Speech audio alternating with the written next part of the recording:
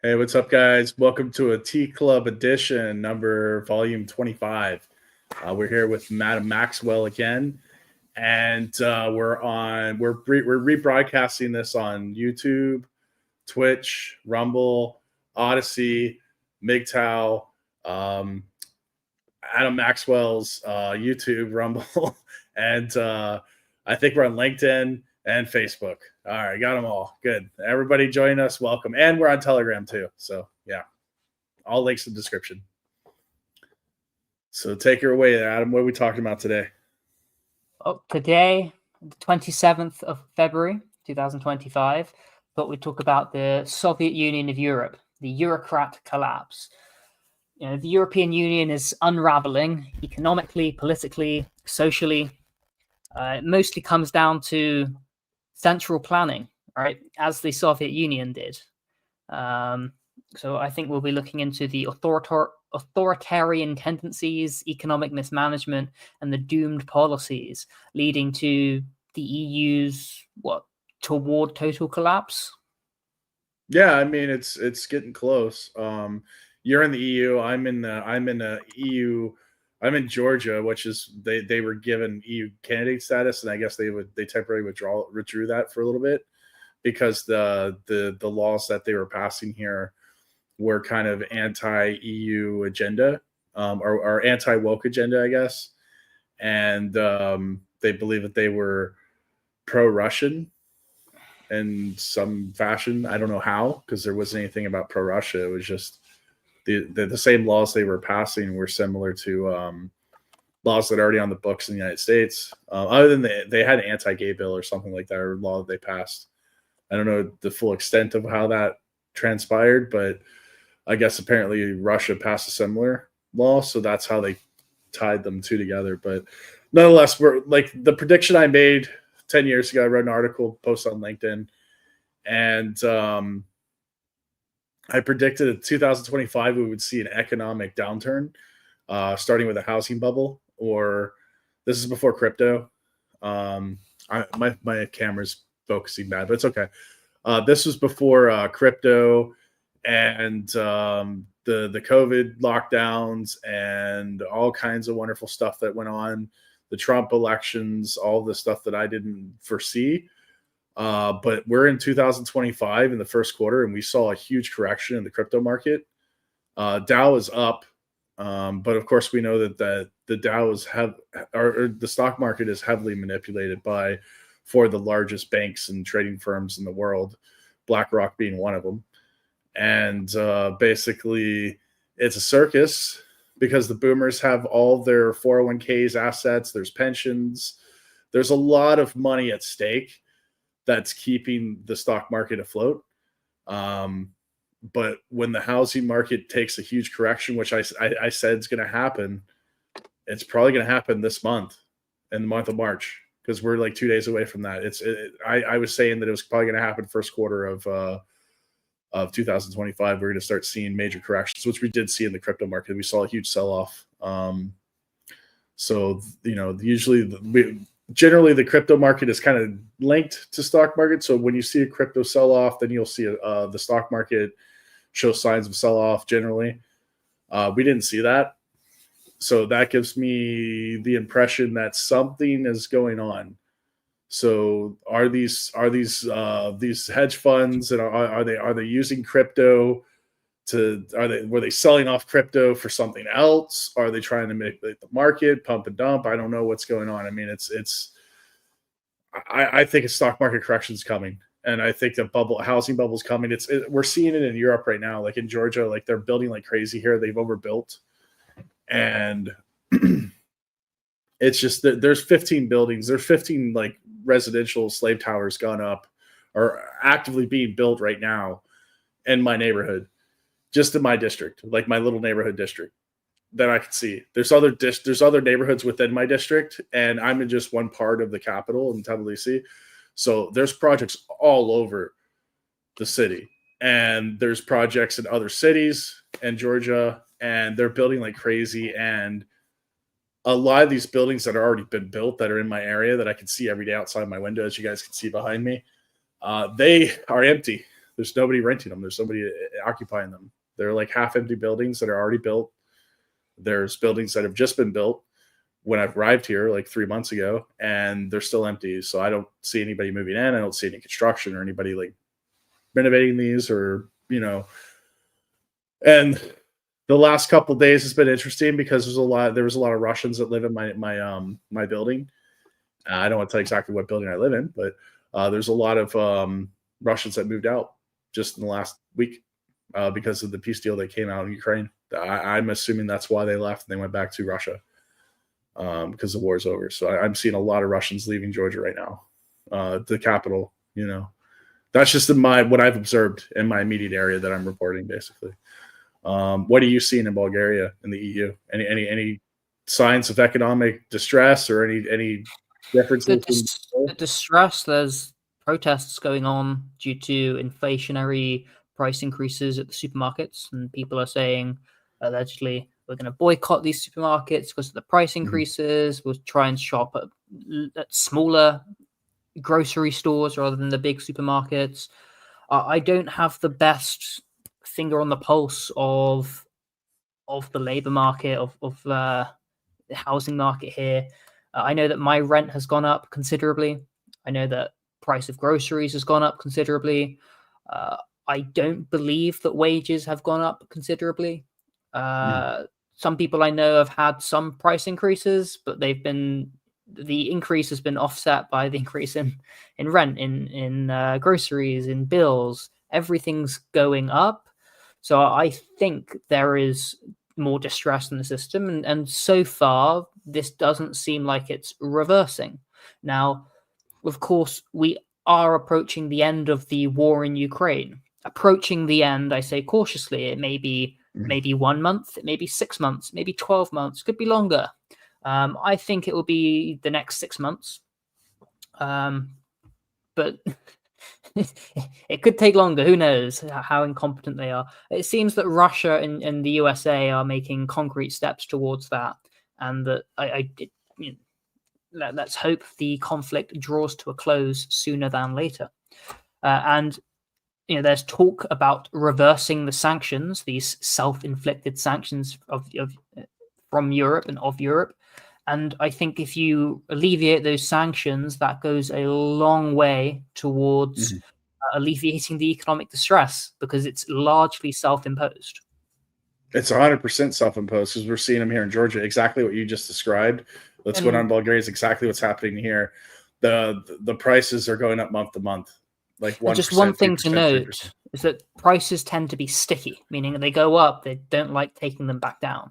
If let's say sanctions end tomorrow and everything, sanctions end tomorrow, the war's over, it doesn't mean prices are going to fall overnight.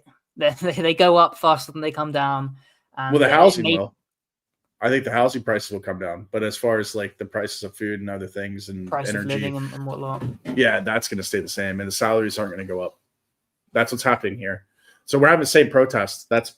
We've been having protests since elections, and some of the protests are catered to exactly what you just mentioned. Prices of rent has gone up. The price for food, for energy has gone up. It has doubled. A lot of stuff has doubled since the war started here in Georgia, and people are kind of upset. And then the EU acquisition, EU integration has been postponed.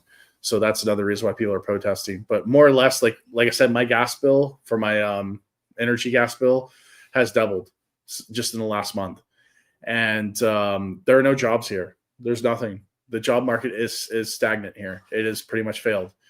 And property values haven't come down. They haven't gone up, it seems like, but they've pretty much stabilized at the high prices that they are. The cost for rentals in the capital in Tbilisi is, in my district especially, is very similar to the United States.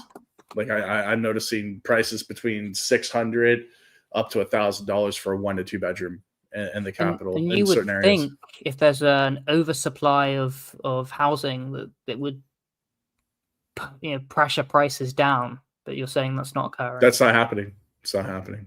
And I think for me, I think, well, all prices have risen. So my landlord's like, look, I want some more money, because Yeah.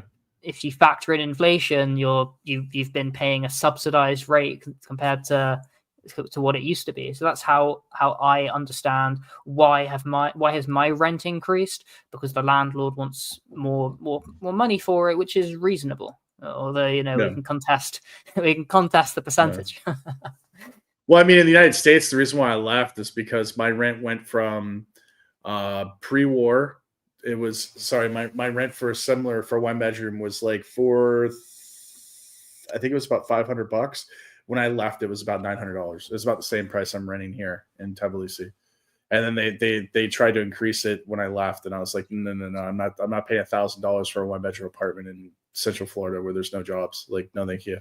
That's Just the to mortgage. add, you are in a nicer apartment in Tbilisi, and it's in a Yeah. nicer neighborhood.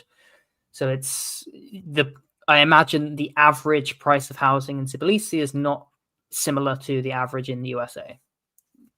Yeah, I mean, the average range that I've been seeing for a one bedroom to two bedroom is between $500 upwards of $900, depending on the size, the square Still a meters, lot. district, and all that. Yeah, it's still a lot. It's a lot for Georgia because the average salary here is between 500 to 1,000 a month, and it's probably similar to that in Bulgaria. Maybe it's a little higher in Bulgaria, in the EU, but the cost of living is about the same. We did a T club on the cost of living, and it wasn't much different. So the cost for food and goods here is about the same as the European Union, or Eastern Europe, and that hasn't come down. That's going up. When the prices go up with where you're at, the prices are going up here at the same time because we're technically part of Europe. We're not EU country, but we're getting consumer goods from Europe. Most of our consumer goods at the stores, they're coming from Europe. So like a lot of our cleaning products, a lot of the appliances, a lot of some of the food is coming from Europe. Mostly canned goods like tomato sauce, stuff like that's coming from Italy, from Germany, and it's expensive. It's the same price as what you're paying there. In America, it was double. It was still higher because the shipping cost of getting it from Europe to America, obviously, and the tariffs. So, and those tariffs went up, so it's going to be even more expensive in America. So they're going to be probably paying 3 times what we pay here in Europe for our other product, same product. It's bad. It's getting bad, and I said it would get bad in 2025, and we're here and now. We're in the recession. We're in the like stagnant economy, In the bad and times. the really bad times. And Europe is seeing the worst of all of it right now. China's pretty bad too. From what I've been hearing, like there are no jobs there, and that's partially not because of tariffs or anything. That's just because of the slowdown of the European economy in America. So they're not. There's not as much demand for consumer products from China as there once was. That sort of thing. That's what I think a lot of that has to do with. It has nothing to do with sanctions or any type of And I'm not purchasing anything really because I can't afford to. So do I want consumer products from China? I don't want any consumer products because I can't afford anything. So yeah, people are just they're just making do with what they have, basically. Exactly what you're saying. That's what I'm seeing here. People are just making do with what they have. In America, it's like that too. People can't afford to buy a new phone or a new car, so they just basically try to keep their car that they have or phone, repair it. Yeah. And of course, yeah, go ahead. Well, I think that this economic reality stems from Brussels, right? Not entirely, but largely, right? It's Brussels that's strangling business by regulations. It's major economies like Germany and France showing signs of recession, and this is the similar rhetoric that the Soviet Union made before its collapse. Of course, it came after a major war, after the war in Afghanistan, and the fascinating thing is with the US withdrawal, who knows what that looks like right now, but with the US withdrawal from Ukraine, the fascinating thing is Brussels and London especially, they've said, well, we'll take, it's our cause now, we'll step up. So you can't, like London, the UK armed forces can't defend London from any conventional force. If they went into Ukraine, they would be dead within 2 months. The entirety of Europe's army outside of the America, it's something, but they've sent most of their surplus equipment into the meat grinder in Ukraine. They can't produce as much as Russia. The entirety of NATO cannot even produce 25% the military industrial capacity as just Russia alone. It's crazy. So and then you've got this rhetoric from all of these European leaders who are saying continuing war is preferable to peace. They're saying this is about defending democracy. No, it's about laundering money to the military-industrial complex and the leaders and justifying a collapsing economy. Like, who's benefiting from this war and who's paying the price? Yeah, it's the military-industrial complex. And like you said, like they were sending a lot of their equipment. Some was even surplus. Some of it was actually serviceable equipment, and it was ineffective. So that's just something that's interesting to note. I mean, the Leopard tanks from Germany, I guess they were destroyed within 5 minutes of getting into the battlefield, something like that. Some of them may be still around, but they're not game changers, right? They're not like the Oreshnik that's able to, be a strategic weapon. It's a tank. Tanks are great. I mean, tanks can be destroyed. Tanks. The thing is, it's not really a tank-heavy battle. There are tanks going on. The tanks are useful, but mostly it's just a slow, grinding, attritional warfare in trenches, like World War I. Yeah, trench warfare. Trench warfare, like the tanks were game changer in World War One because they were first being implemented, and they did sway the war a little bit. But in World War II, tanks weren't as effective, as they were in World War One. And now we're in a modern warfare where you have drones and you have air superiority and you have satellites. It's just obsolete. Now it's just trench warfare and drones.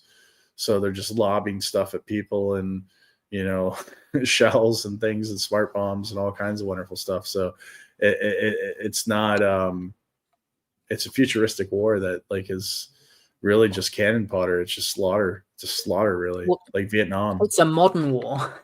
But you talk about cannon fodder. If you read, I've read parts of it. If you read Ernst Junger's Storm of Steel, this is how he described the Battle of the Somme, just with artillery. So nowadays in Ukraine, you've got the artillery, and you've got the drones, and you've got the aerospace, and you've got the advanced weapons, and you've got the OSINT. They're on both sides too. It's not like it's just one-sided war. They're on both sides.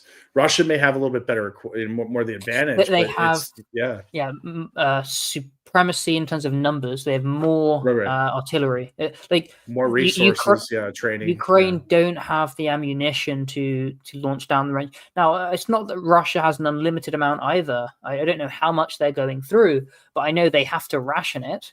Not to this extent of Ukraine, where they've been saying the entire war, we need more weapons, give us more bullets. And now the Trump administration, first off, the Biden administration said, here's all our bullets, here's all our ammunition, here's ammunition going back to before the Second World War and the entire Cold War, have all of it. And then they've been going around buying up other people's compatible ammunition. And now Trump said, A, we don't have any, and B, you're not getting it. Yeah.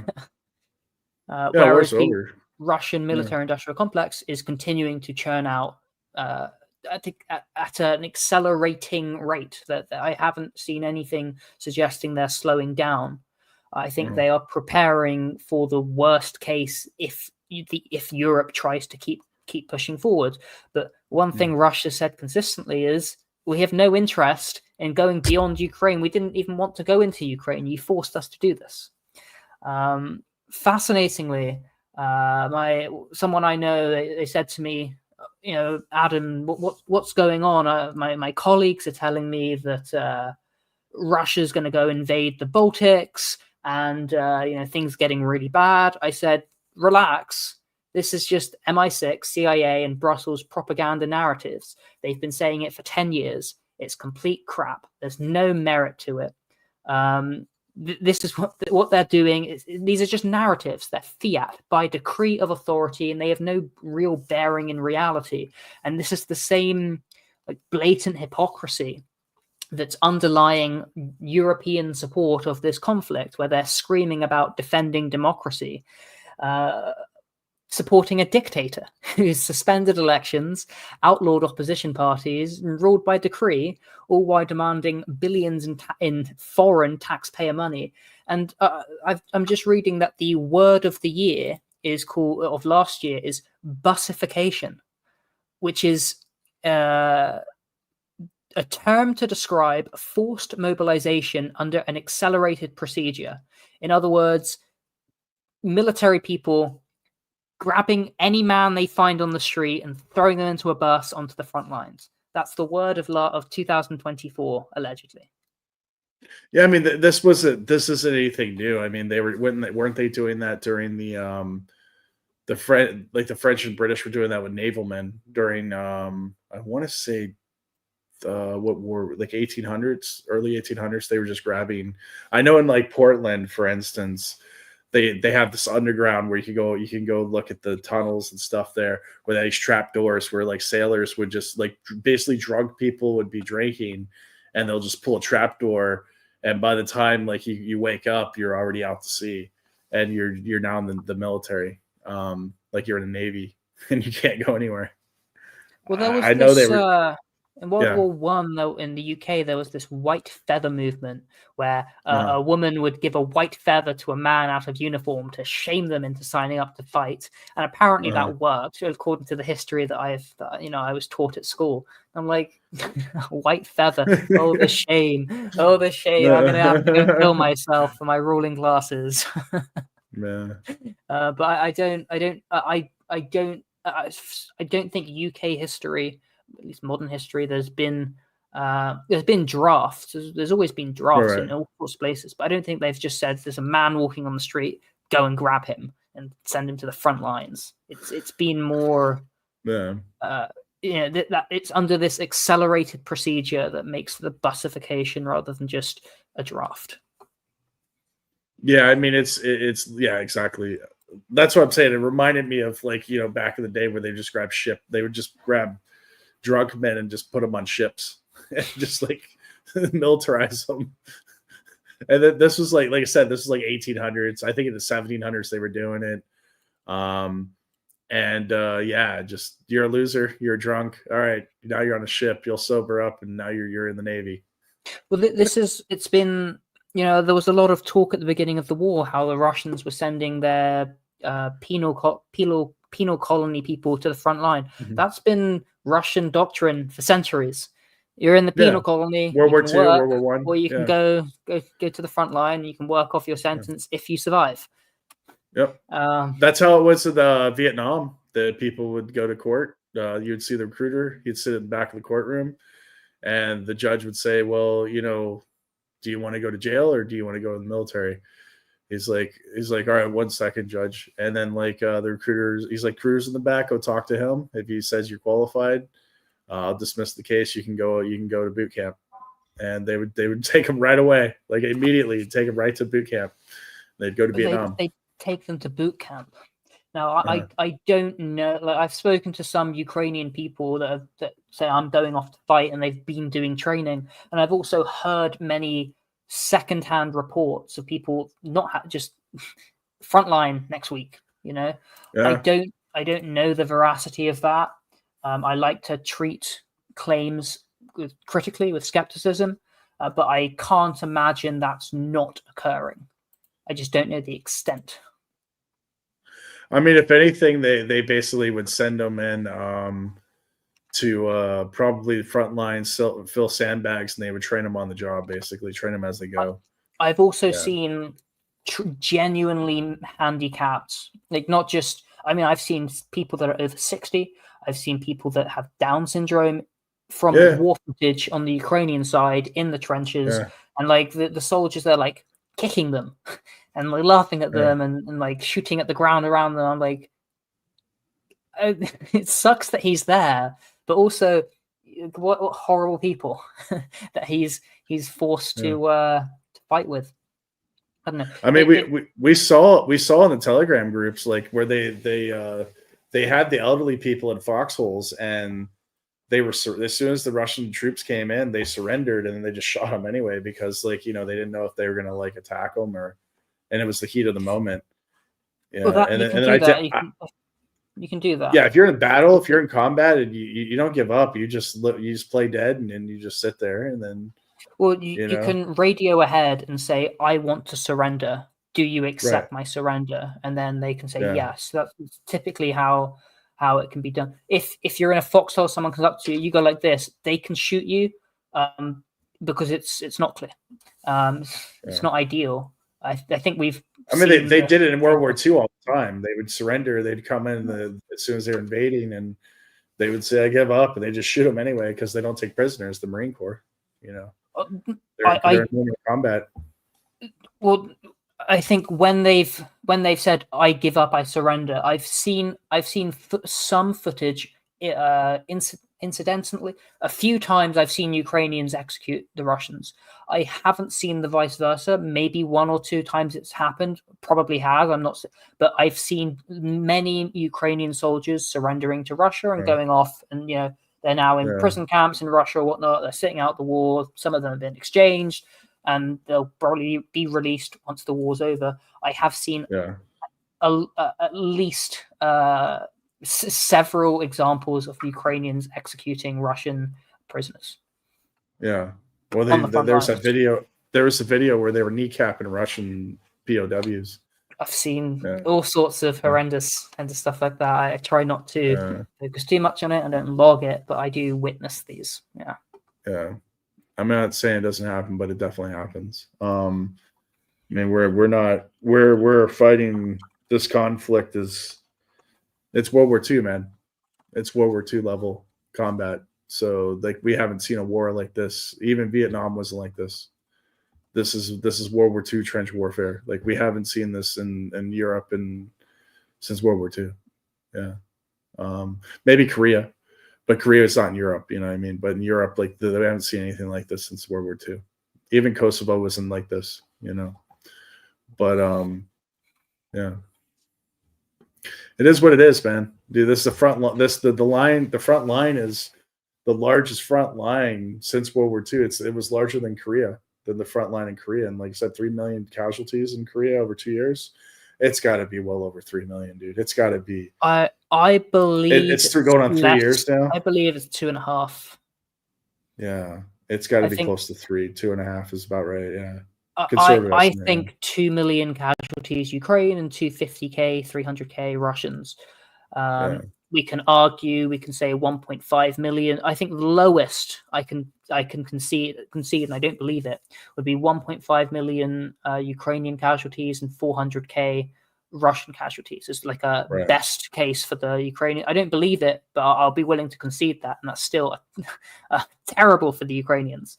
So I think it's like the Russians. I'm hearing lots of people say 100K. I don't think that counts. Say the 33,000 dead in Bakhmut, I think it's more 150K. I don't think it's quite that many dead Russians. I think it's over 100K. Well, we're talking about casualties, not necessarily KIA, but including so if injuries. There's 150K, if there's max 150K KIA Russians, and I don't think it's that high, then double it. And then add that, so 300K max casualties, which 400,000, and I don't believe that figure. So I say about 250K casualties, dead and severely wounded, and Ukrainians. I think it's at least 600K dead. People are saying as much as 800K. I don't know, let's say 600 again, take that figure, at least double it, 1.2 plus 6, 1.8, round up, 2 million, so 2 million casualties, dead and severely wounded. I think it's closer to 5 million, but we'll see. Or we won't. Who knows? There's a lot of POWs, as well as there's a lot of people that went AWOL. On both sides, Russian and Ukrainian. They're saying, it could be 5 or 10 years before we have an accurate number, and there's going to be uncertainty there. The Red Army, we're told 27 million died in World War II. I've heard Colonel McGregor say it could be as much as 40 million. We don't know, and I'm like, 40 million. That's a lot of people. That's like 50% difference. So. Maybe we'll never know. I would say a conservative estimate, if you were to compare conventional wars. The last conventional war we had was Korea. with this type of front and this amount of soldiers fighting on both sides, because the Chinese Red Army was involved in the Korean War, Americans, and then the Korean regulars. So I mean, it's the same thing. We're in a proxy. So you've got Ukrainians fighting Russians, regulars, and then you've got National Guardsmen on the Russian side. Plus, you have private security firms with what was sorry, I'm losing thought here. Russian private security. What was the name of the firm again that they were using?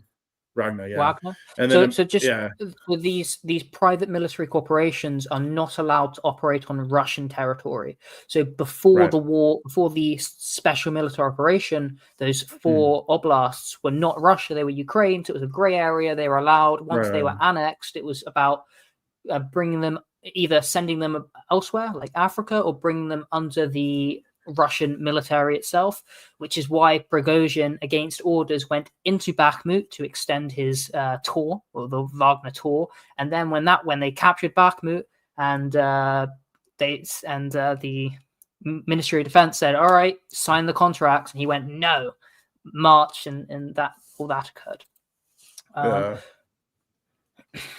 So there's a lot of private contractors from America. I'm not going to get too far into it, but I did. My I did understanding. See Sorry, go ahead. Oh, I'm just saying. I saw on the private job boards for military contracts, and I did see that they were looking for American military that were active duty, that were inactive, and they call them IR, inactive reserve, and they were calling these guys up. They were working as private contractors for training, different type of stuff, but they were there, and the same people we like when I showed you the advert, then because I'm on LinkedIn and I was connected to a lot of these people, I showed you the advert on LinkedIn and all these different professional sites that I use for what I do in my business.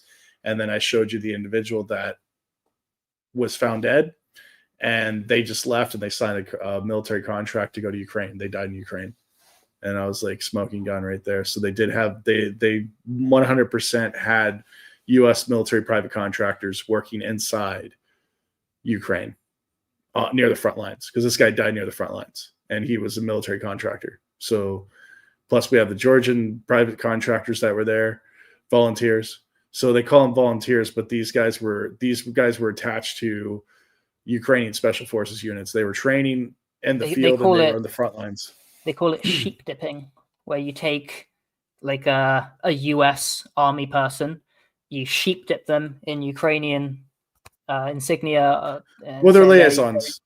They're liaisons. That's what I did in Saudi Arabia. I was doing military training, and like a lot of special forces guys were there, so I was teaching them languages, and then they, the special forces, basically train them in combat arms and different techniques and things. Mostly the Saudi special forces, Royal Saudi military, and that's basically what they're doing in Ukraine. They're actually in Ukraine training in the field, because you have to train them on the HIMARS and the different types of equipment. It's mostly special forces they were working with. They weren't working with regular military IR, regular military, but they were working obviously with Azov and special forces, training them for covert operations and things. But they were there, 100%. They were there. I saw the contracts. I get the same contracts, and I'm not going to Ukraine. They asked me, I'm like, no, I'm not going to Ukraine. No, thank you. It's not my war. I'm not going there. So the issue with this massive centralization of the EU, right? They told that the narrative was that this European Union would bring economic prosperity, peace, and democracy. Instead, we're seeing economic collapse, endless war, and authoritarian rule. And as the EU is sinking economically, its leaders keep doubling down on war, inflationary policies, and authoritarian control. These economic and political failures mirror the USSR's collapse, central planning, bureaucracy, and forced unity. Right.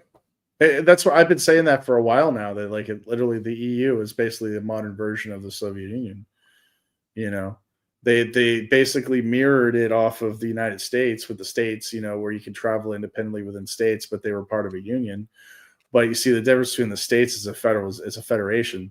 So it's like Russia, where you have a federal territory, and then states have rights, but they're still under the guise of the 14th Amendment, which we talked about previously. Well, the corporationism. Well, the EU, it seems they have this goal of the Federation of Europe, and it's step by step integration towards getting there.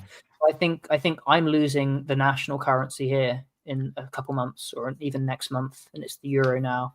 And there were protests there, and they shot up the European Parliament building with paint. With paint, they shot it up. Oh, paintballs, yeah.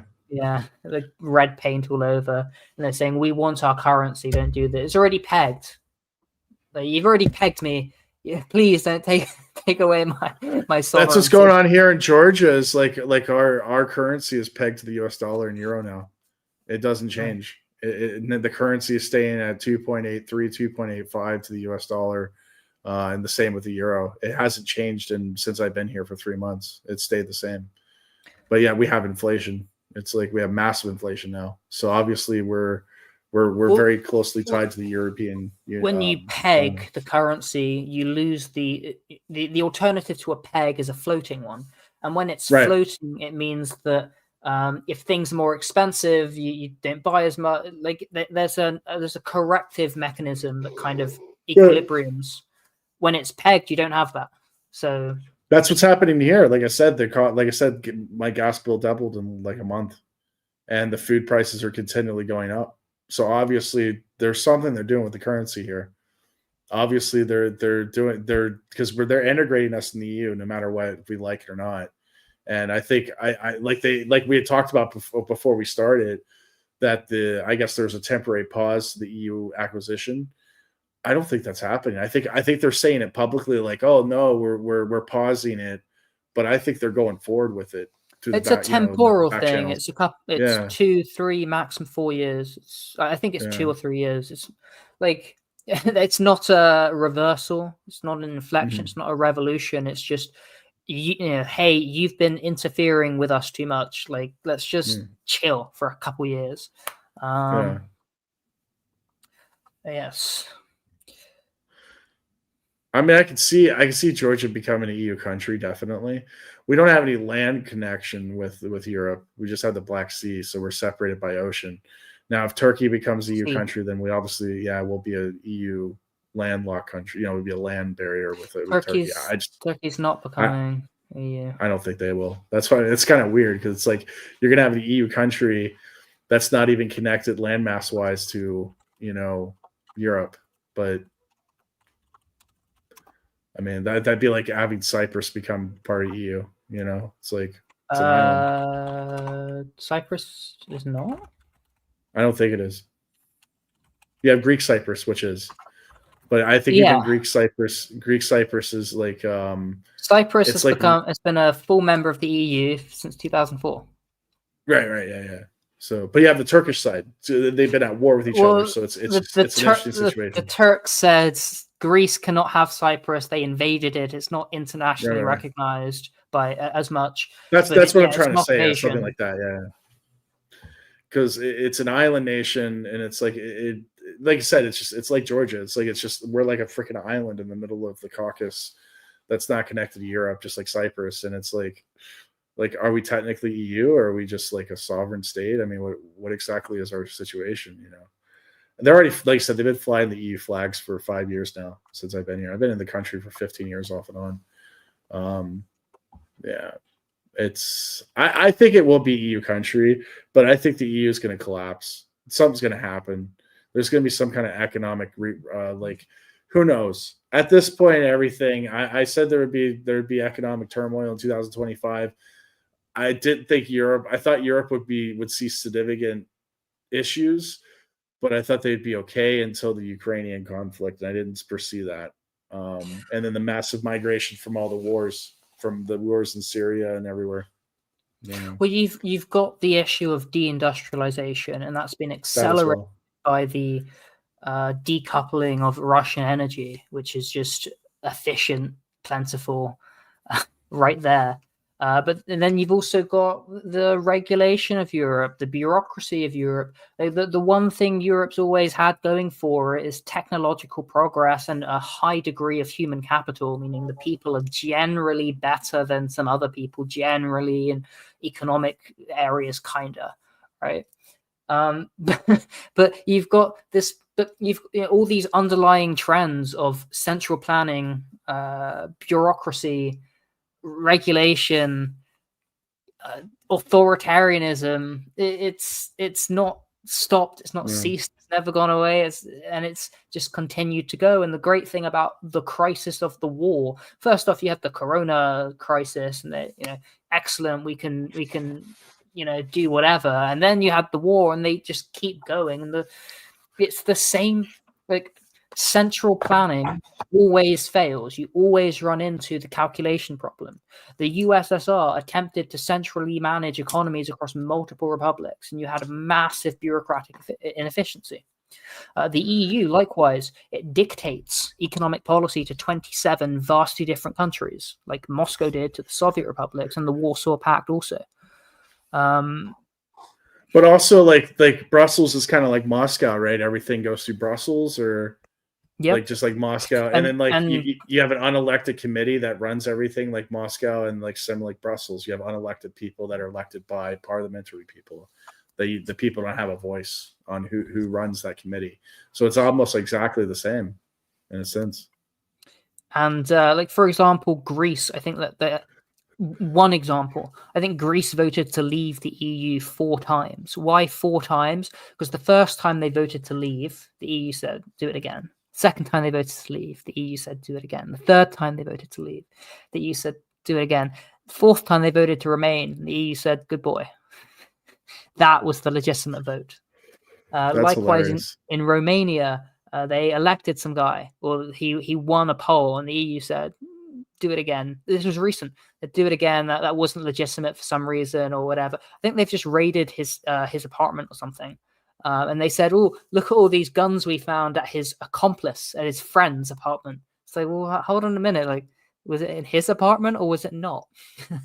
But I did see pictures on X of like tens of thousands, hundreds of thousands, I don't know how many US dollars in a safe, some very nice gun collection, a Russian passport. I'm not sure if it was his or otherwise.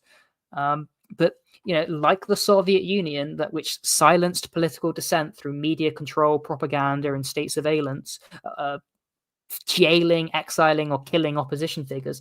Same things happening in the European Union today, especially Germany. It is. I've seen people be arrested for voicing support or even being somewhat neutral, favorable towards Russia, or not in opposition to Ukraine. Now that's an exception rather than the rule, which is why it gets reported. I'm sure there are lots and lots and lots and tens of millions of people who oppose this war and maybe aren't as vocal about it. And even those who are, for the state to take notice of you, you have to either do it publicly, like to a platform, to an audience, or someone has to report you. And they say, oh, we've had a report, and therefore there's the justification for us to go in. Yeah, that's pretty much how it is. I mean, then silencing a lot of people here in Tbilisi that are protesting because of the EU situation from the Dream Party. But a lot of those have been protesters that have been protesting and then publicly viewing their dissent. I don't know. I don't get involved in that too much because that's Georgia politics versus I'm just reporting what I see on the in the street and what's going on around me. But yeah, it's an interesting time we live in Europe. It was an interesting time for me in America during the Biden administration, or the Biden regime, however you want to call it. So I left because I was tired of it. I was just tired of the DEI and I'd made a video about it and what I was tired of, the Goy slop. And hopefully, I guess RFK and Trump is trying to change all that, but I don't know if they're going to be able to. You know what I mean? It's a lot of there's a lot of crap to fix and a lot of crap to clean up. And I said it's going to take 4 years. It's going to take an entire administration in order to clean up all the mess that was left, before. Even the Trump stuff that he tried to get through, and he's got to clean up a lot of that stuff too. So, well, I don't trust Trump, Musk, and Doge and whatnot. I mean, if Trump wanted to deal with US aid, he could have done it in the first 4 years. He could have just talked about it in the first 4 years. He could have sent. Why didn't he? Because it's not about the spend. It's not about the save. It's about. There's parts of it, right? Like He you've did. He learned did. He did. more. My friend worked for USAID in the US when Trump was his first term, and he said they weren't sure if they were going to have a job the next day. And he ended up. I guess they closed his whole entire department. So that he did do stuff with. He did close some USAID. He did. There was some. Why was it It wasn't. It never wasn't a at the level it is mainstream now. narrative? Yeah. It was never mainstream, yeah, and it was never. It was kind of done quietly, but it was. They were affected during Trump's administration's first term. I do know that for a fact. But From it was inside no baseball, revolutions, no. Yeah. no. But his I hands will. are tied. I mean, there was a mixed Congress, like so. It was there. He didn't have the support that he does now. Now he has a rubber stamp, like I was saying in the inauguration podcast and the election night, that he's got a rubber stamp now, so he can pretty much do whatever he wants. You know. I will say, look, I'm not a fan of the Soviet Union, but and it was a horrible place to be, and I wouldn't want to live under it. But it did have some strengths which modern Europe lacks entirely. You know, the EU tries just purely by fiat, decree by authority, or my definition of fiat is abuse of power. The EU tries to project itself as a beacon of progress, but in many ways it is weaker, more fragile, and less culturally coherent than the USSR ever was. There's a reason why Russians today have voted constantly for Stalin as being one of the greatest statesmen or greatest Russians ever. He did a lot of state building. Grand, inspiring architecture, statues, murals. There was a beautiful national aesthetic, and like you look at the Moscow metro system, for example. Yeah, the metro systems. Even here, the metro systems were well built. Yeah, they were well built here in Tbilisi, the capital. Like the Soviets had this clear ideological and artistic vision, even if it was propagandistic. I really liked the Soviet realism, the propaganda art, beautiful. And I don't know if I'm not a competent Russian speaker, but I've listened to some of their like music and cinema, and it's promoting heroism, discipline, and national pride, and it's really quite beautiful.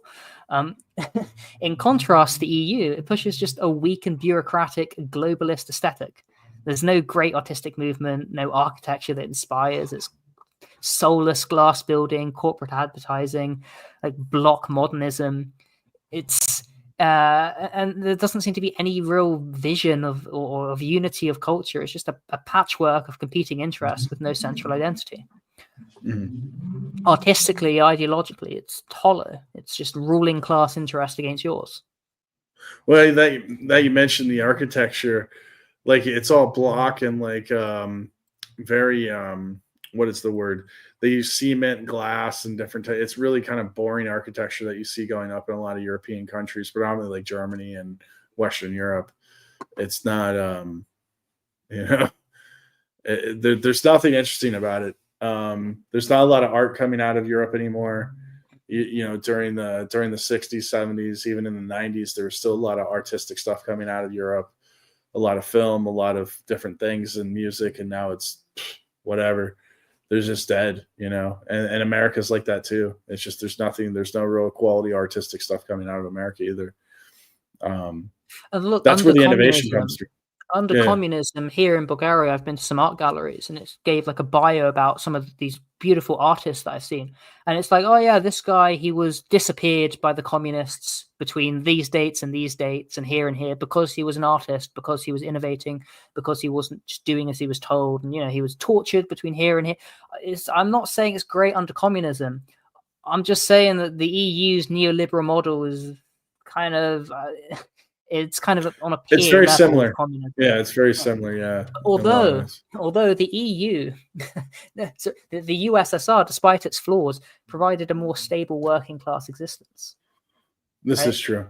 People didn't starve or freeze, even if they had limited luxuries and limited essentials. Well, under Gorbachev, it's a little bit different though. When he tried to industrialize, like what Mao did, there's a lot of starvation. It was guaranteed employment, housing, and basic needs were covered. education, healthcare were government provided. Again, I'm Right. not a communist. It's like to provide this, you have to steal from people. I'm not a fan of that. Exactly. But Yeah. likewise, the Soviet Union of Europe, that's still happening. It's just now it's there's not even the veneer of helping the bottom. It's just crushing people from two angles. Yes, exactly. Yeah. I think we pretty much covered what we needed to cover. Do you want to final any type of conclusion? We're getting close to an hour on this. So like again, we're not fans of the communists or the Soviet Union. And so one of these narratives of the Eurocrats is that Putin wants to reestablish the Soviet Union. Now, I think that anyone that believes this doesn't know history, hasn't looked into the Soviet Union. This is a quote that everyone knows that does know about this, which is it's from Vladimir Putin. Anyone who does not mourn for the Soviet Union has no heart, and anyone who wants to bring it back has no brain, right? But at the very least, there was some, that heart comment, there were some appealing aspects to it. It was ultimately unsustainable, always was, because of this centralization, bureaucracy, and the nature of central planning. But at least it provided stability, a strong national identity, a clear cultural vision. The European Union, on the other hand, is a fragile mess. It's obsessed with economic centralization, which is not working. It's forcing cultural destruction with no unifying vision. Diversity is our strength, and then they're punishing the EU member states that don't want to go along with this multicultural experiment, like Poland, Hungary, Georgia, more Eastern Europe, Georgia. It's this political authoritarianism without a national strength, but more, I'm going to use a German word, a Weltanschauung.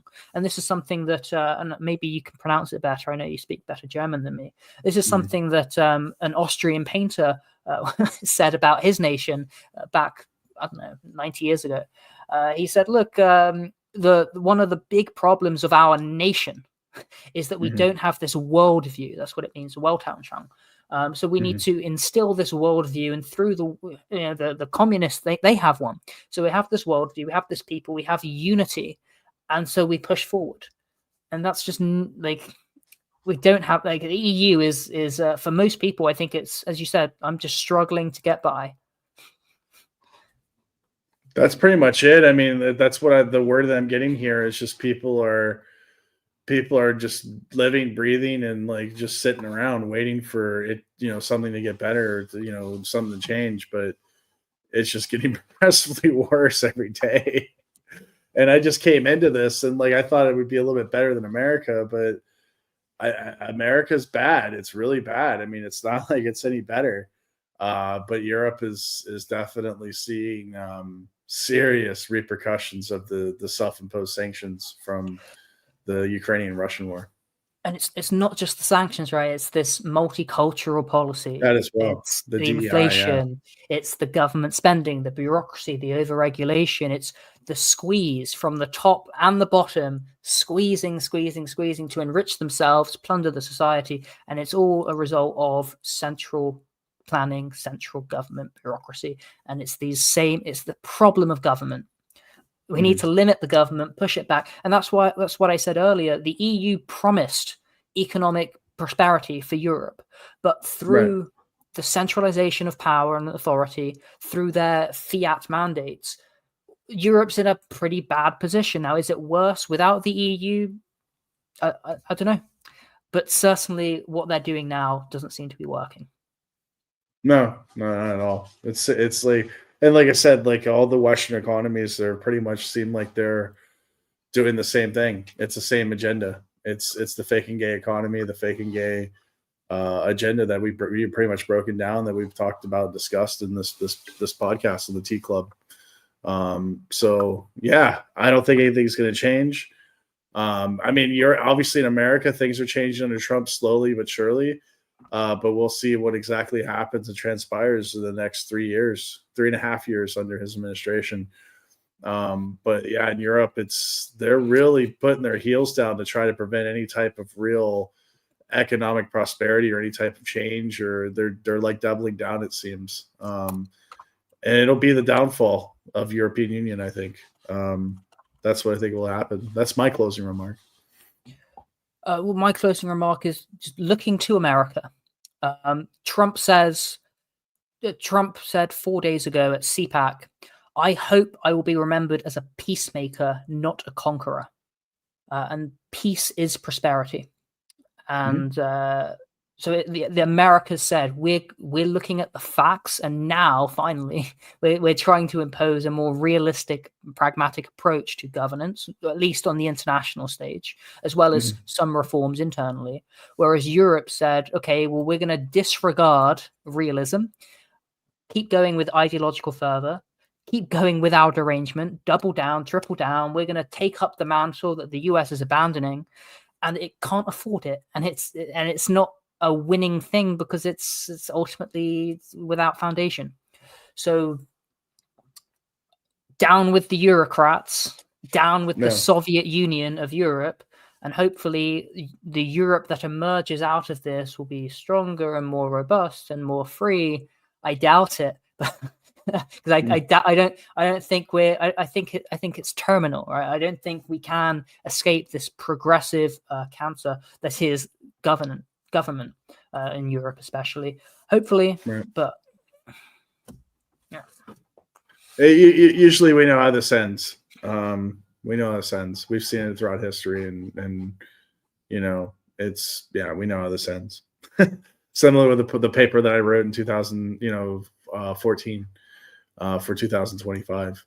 What exactly we would see, and we're seeing it now over bubble behavior, speculation, FOMO, and the same bureaucracy and lack of transparency and lack of governance. And the governance, like the DEI and all that. I didn't even include DEI in my original paper in 2014, but that was kind of something that is what we're seeing now. And I think the DEI is definitely that socialist communist, equity, and that's what's causing equity. It's a fiat word, equity. Equity means fairness. Well, what's equitable is to leave me alone with your coercion and let things be meritocratic. It's not equity to steal from me, to rob from me, to persecute me, to oppress me, to coerce me, to benefit people who are unproductive, lazy, or just naturally maybe unable to succeed as well. What's equitable is to leave it alone, laissez-faire. So it's a fiat word, an abuse of power word. It's a narrative. Politician's word from Shawshank Redemption. Yeah. All right, brother. It's nice to have you on. Thanks, guys. Like and subscribe. Visit Adam Maxwell on Liberty Rising, and donate. Go to our sponsors. Go to my sponsors. Sorry, and join our locals channel. Help support us. Donate there. Sign up. Mine's $4 a month. Rumble 3 gets you $3 off your first month's membership.